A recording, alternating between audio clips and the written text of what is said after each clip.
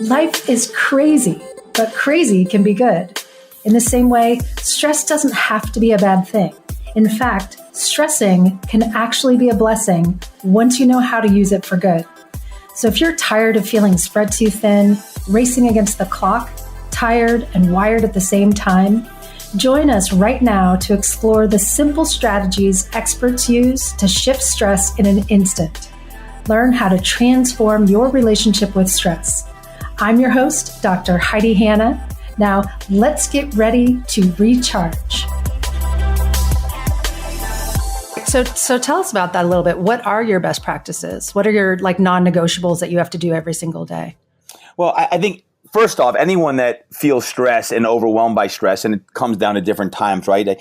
Going back to grad school, I learned, the inverted U therapy theory with eustress and distress. Mm-hmm. And, best practices allow you to stay in that optimal level of stress because, by the way, stress, the eustress is good stress. So we need certain levels of stress to feel good and even to perform at our best. And distress is when stress is overwhelming us, and it can actually have a decrement in performance. So for me, I actually create rules for my life. I have 13 rules for my life. And not to get into all 13 of my rules, but some of them are really, really important so that I don't get overwhelmed by the everyday things that I'll do. And one of them, and the most important thing, is my morning routine.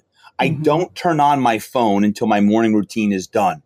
And that's been a godsend because I used to turn my phone on and I'd get anxiety from all the different texts and emails and, things coming on and Instagram stories and posts and that. And I created this rule. And now before 7 a.m., I do not turn my phone on. And that allows me to get in all my quiet time, my prayer time, my workout time, my stretching time. And, from 5 to 7 for me is my holy hour. And I get these, 1 to 2 hours of just complete going into myself, both personally, soulfully, spiritually. That's my time. And that allows me to start the day off right versus the day overwhelming me and starting off with my to-do list, which could be quite overwhelming. Yeah. Oh, I love that. And that morning ritual, that routine is so critical. I always tell people that, the brain is most flexible and adaptable first thing in the morning. And so if you think about what you're feeding your mind, not just what you're feeding your body and how that's going to shift you, most people wake up and feel like there's not enough time to get it all done. And they're just, on the treadmill running and running and running all day long without ever kind of anchoring back to that. So do you have things that you do during the day to kind of anchor back to what your practice was in the morning? Well, yeah, absolutely. Several things. I always get a podcast in. I love listening to podcasts. It could be on the way to the gym, my own gym. It could be on an airplane. So that if I'm feeling stressed, music helps me. Podcasts can help me just kind of recalibrate. Of course, a workout. Even though I work out in the morning, there are times, typically 2 or 3 days a week, that I'll get a quick 20 to 30 minute workout in just to get rid of stress. And that workout could, consist of slamming medicine balls. It could be boxing. It could be some form of high intensity a workout because that helps me reduce or eliminate stress as well. Because you always feel better after a great workout. I mean, have you ever regretted an awesome workout?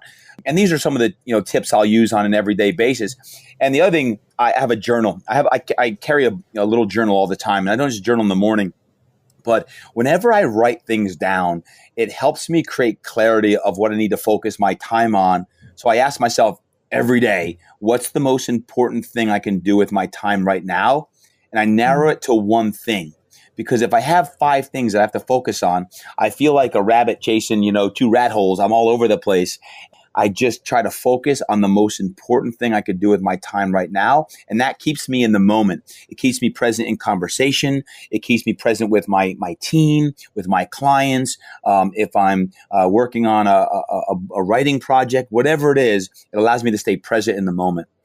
I love that. So with the athletes that you're working with, do you take them through kind of a similar process of figuring out what are their routines? I mean, because obviously you're working on the physical side, but you also have to be working a lot on the mental side, getting their mind right for performance. So do you take them through some of these same strategies, or do you find that most of them kind of show up with this already ingrained into their routine? Yeah, no, I I think since 2010, my athletes would always say if there's one phrase, it's I'm a get your mind right kind of a guy. Mhm.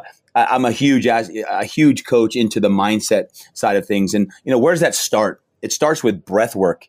It starts with Mhm. meditation, and we'll infuse that even with our highest level pro and world class athletes. I mean, breath work is important before, during, and after. So before, setting your breath and really learning to work on your diaphragm on that, and during, how do you relax your breath when you're completely physically exhausted? How do you try Right. to not get choked up? And here's what I often say: you could be in the best physical shape of your life, but if you run out in front of a crowd of 80,000 people and you start to feel stress or anxiety, then you can't perform at your optimal levels.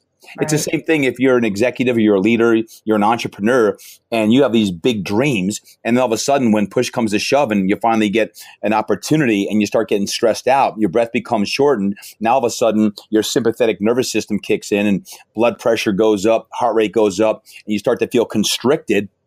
Now, all of a sudden, all the exercise and training you've been doing for that moment, it decreases because you can't control your breath. And Mhm. then one of the things that we certainly do is we infuse like yoga and meditation right into our workout program in a week. I'm a huge advocate of those types of movement therapies, including just breath work. And there's many different forms of breath work, and I have several different that I practice myself with my athletes. But breath work, meditation, visualization, all of Yeah. these things are really, really important if one's looking for their highest performance.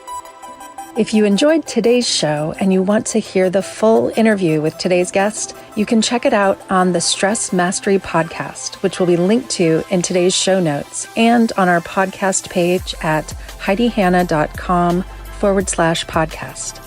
Please be sure to subscribe to both shows if you want to be first to know about all of our new episodes and have instant access to our exclusive listener gifts.